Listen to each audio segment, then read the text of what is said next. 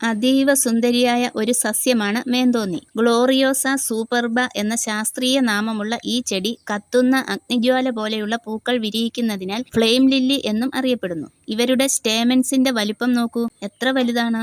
മറ്റു ചെടികളിലും കമ്പുകളിലും പടർന്നു കയറുന്ന സ്വഭാവമുള്ള ഒരു വള്ളിച്ചെടിയാണിത്. ഇതിന്റെ ഇലകളുടെ അഗ്രഭാഗം ചുരുളുകളായി രൂപപ്പെട്ടിരിക്കുന്നതിനാൽ അവയ്ക്ക് എളുപ്പത്തിൽ താങ്ങുകളിൽ പിടിച്ചു കയറാൻ സാധിക്കുന്നു. മേന്തോന്നി പൂക്കളുടെ ഏറ്റവും വലിയ സവിശേഷത അവയുടെ ആകർഷകമായ നിറമാറ്റമാണ്. വിരിയുമ്പോൾ പച്ച കലർന്ന മഞ്ഞ നിറമായിരിക്കുന്ന ഇതളുകൾ പിന്നീട് കടും മഞ്ഞയായും ഓറഞ്ചായും ഒടുവിൽ ജ്വലിക്കുന്ന ചുവപ്പ് നിറമായും മാറുന്നു.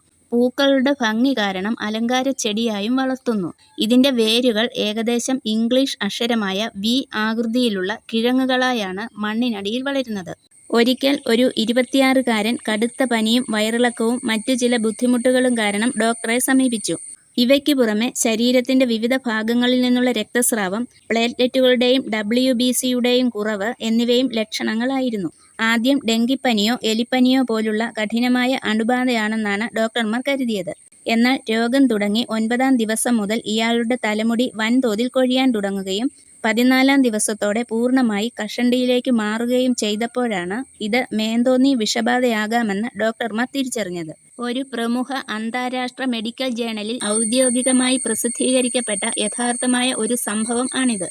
മേന്തോന്നി അതീവ വിഷാംശമുള്ള ഒരു സസ്യമാണ്. ഇതിലടങ്ങിയിരിക്കുന്ന കോൾച്ചിസിൻ, ഗ്ലോറിയോസിൻ തുടങ്ങിയ ആൽക്കലോയിഡുകളാണ് ഇതിനെ അതീവ അപകടകരമായ ഒരു വിഷസസ്യമാക്കുന്നത്.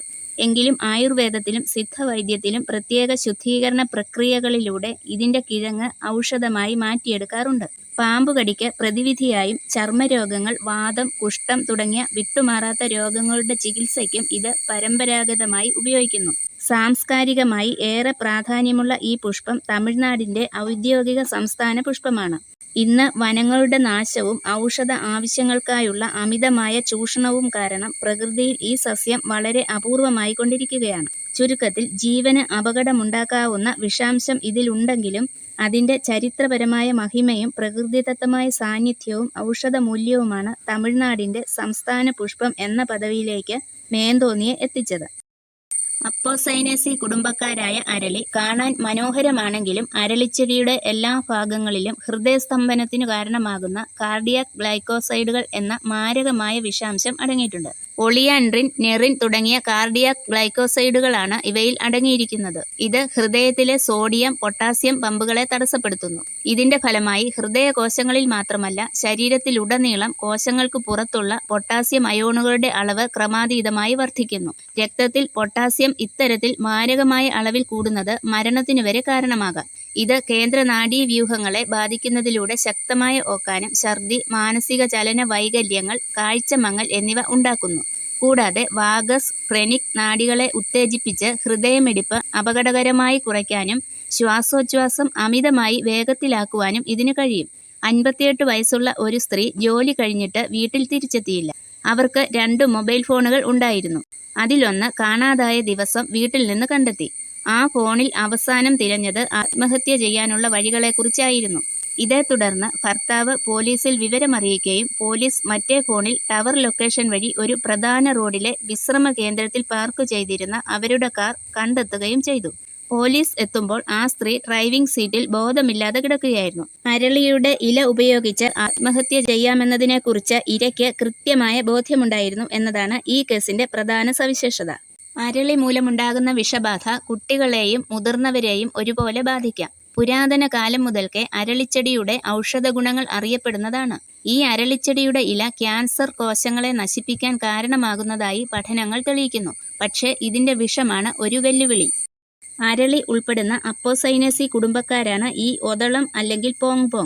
ഇതിന്റെ കായകൾ കാണാൻ ചെറിയ പച്ചമാങ്ങ പോലെ ഇരിക്കും. സെർബറിൻ എന്ന കാർഡിയാക് ഗ്ലൈക്കോസൈഡിന്റെ സാന്നിധ്യമാണ് ഇതിനെ വിഷച്ചെടിയാക്കി മാറ്റുന്നത്. സൂയിസൈഡ് ട്രീ എന്ന് ഇതിനെ വിളിക്കാറുണ്ട്. കേരളത്തിലെ സസ്യവിഷബാധകളിൽ പകുതിയിലധികം കേസുകൾക്കും കാരണമാകുന്നത് ഒതളമാണ്. ഹൃദയത്തിന്റെ പ്രവർത്തനത്തെ പെട്ടെന്ന് ബാധിക്കുന്ന സെർബറിൻ എന്ന പദാർത്ഥം അടങ്ങിയിരിക്കുന്നതിനാൽ ഇതിന്റെ വിത്തുകൾ അതീവ വിഷാംശമുള്ളതാണ്. ആത്മഹത്യ ചെയ്യാനായി ഓൺലൈൻ വഴി വാങ്ങിയ ഒരു ഒതളങ്ങ വിത്ത് കഴിച്ച 22 വയസ്സുള്ള ഒരു വ്യക്തിയെ ഛർദി, നെഞ്ചുവേദന, അസ്വസ്ഥത എന്നിവയോടെ ആശുപത്രിയിൽ പ്രവേശിപ്പിച്ചു. പരിശോധനയിൽ രോഗിക്ക് തീവ്രമായ ഹൃദയസ്തംഭനവും മന്ദഗതിയിലുള്ള ഹൃദയമിടിപ്പും കണ്ടെത്തി. രോഗിക്ക് ഡിഗോക്സിൻ ഇമ്മ്യൂൺ ഫാബ് നൽകിയതിനെ തുടർന്ന് ഹൃദയമിടിപ്പിൽ താൽക്കാലിക പുരോഗതി ദൃശ്യമായെങ്കിലും പിന്നീട് നില വഷളാകുകയും മരണം സംഭവിക്കുകയുമാണ് ഉണ്ടായത്. അമേരിക്കയിൽ റിപ്പോർട്ട് ചെയ്യപ്പെട്ട രണ്ടാമത്തെ ഒതളങ്ങ വിഷബാധ കേസാണിത്. ഒതളങ്ങയുടെ വിഷാംശം രക്തത്തിൽ കണ്ടെത്താൻ തിൻ ലെയർ ക്രൊമാറ്റോഗ്രഫി പോലുള്ള പ്രത്യേക പരിശോധനകൾ ആവശ്യമായതിനാൽ ഇത്തരം ആത്മഹത്യകളും കൊലപാതകങ്ങളും പലപ്പോഴും കൃത്യമായി റിപ്പോർട്ട് ചെയ്യപ്പെടാതെ പോകുന്നുണ്ട്. നമ്മുടെ പലരുടെയും ബാല്യകാല ഓർമ്മകളിലേക്ക് വർണ്ണം വാരി വിതറിയവരാണ് കുന്നിക്കുരു. ചുവപ്പും കറുപ്പും കലർന്ന മനോഹരമായ വിത്തുകളാണിവയുടെ പ്രത്യേകത. മഞ്ചാടി ഉൾപ്പെടുന്ന ഫേബേസിയെ കുടുംബക്കാരാണിവർ. നമ്മൾ വലിയ മരങ്ങളിൽ പ്രതീക്ഷിക്കുന്ന കുന്നിക്കുരു യഥാർത്ഥത്തിൽ വേലികളിലോ മരങ്ങളിലോ പടരുന്ന ഒരു പാവം വള്ളിച്ചെടിയിലാണ് ഉണ്ടാകുന്നത്. പുളിയിലയ്ക്ക് സമാനമായ തളിരിലകൾക്കിടയിലെ ഉണങ്ങിയ കായകൾ പൊട്ടി കറുത്ത കണ്ണെഴുതിയ തിളങ്ങുന്ന ചുവപ്പ് കുരുക്കൾ പുറത്തേക്ക് തലനീട്ടുന്നത് പ്രകൃതിയുടെ അതിമനോഹരമായ ഒരു ദൃശ്യവിസ്മയമാണ്, അല്ലേ? കാണാൻ അതീവ സുന്ദരമാണെങ്കിലും ഇവയിൽ അബ്രിൻ എന്ന വിഷാംശം അടങ്ങിയിട്ടുണ്ട്. ഇത് കോശങ്ങളിലെ പ്രോട്ടീൻ നിർമ്മാണത്തെ തടസ്സപ്പെടുത്തുകയും കോശങ്ങളുടെ നാശത്തിന് കാരണമാകുകയും ചെയ്യുന്നു. ഈ വിഷത്തിന് നിലവിൽ കൃത്യമായ പ്രതിവിഷം ലഭ്യമല്ല. കുന്നിക്കുരു വിഷബാധയേറ്റ് ആശുപത്രിയിൽ പ്രവേശിക്കപ്പെട്ട 112 രോഗികളുടെ വിവരങ്ങൾ പരിശോധിച്ചതിൽ ഭൂരിഭാഗം രോഗികളും സ്ത്രീകളും 15-നും 30-നും ഇടയിൽ പ്രായമുള്ളവരും ആയിരുന്നു. കുന്നിക്കുരു പൊടിച്ചു കഴിച്ച രീതിയാണ് ഏറ്റവും കൂടുതൽ ആളുകളിൽ കാണപ്പെട്ടത്. ഈ വിഷബാധയുടെ പ്രധാന ലക്ഷണങ്ങളിൽ ഛർദി, വയറുവേദന, കടുത്ത വയറിളക്കം, ദഹനനാളിയിലെ രക്തസ്രാവം എന്നിവ ഉൾപ്പെടുന്നു. രോഗികളിൽ കൂടുതൽ പേർക്കും ദഹന സംബന്ധമായ ലക്ഷണങ്ങൾ ഉണ്ടായിരുന്നു. കൂടാതെ പലർക്കും മലത്തിലൂടെ ചോര പോകുന്ന അവസ്ഥയും ഉണ്ടായിരുന്നു. ക്യാപിലറി പെർമിയബിലിറ്റി കൂടുന്നതും കുടലിലെ ആവരണത്തിനുണ്ടാകുന്ന കേടുപാടുകളുമാണ് ഈ രക്തത്തോടു കൂടിയുള്ള വയറിളക്കത്തിന് കാരണം. കൂടാതെ അപസ്മാരം, വിറയൽ, ബോധക്ഷയം തുടങ്ങിയ നാഡീ സംബന്ധമായ ലക്ഷണങ്ങൾ ചില രോഗികളിൽ കണ്ടെത്തി. എന്നാൽ ചിലർക്ക് യാതൊരുവിധ ലക്ഷണങ്ങളും പ്രകടമായിരുന്നില്ല. ഈ പഠനത്തിൽ ഉൾപ്പെട്ട 112 രോഗികളിൽ 6 പേർ മരണപ്പെടുകയും ചെയ്തു. മരണപ്പെട്ട 6 പേരും ഒരു പിടി കുന്നിക്കുരു പൊടിച്ചു കഴിച്ചവരായിരുന്നുവെന്നും 12 മണിക്കൂറിനുള്ളിൽ തന്നെ ലക്ഷണങ്ങൾ കാണിച്ചിരുന്നുവെന്നും പഠനത്തിൽ വ്യക്തമാക്കുന്നു.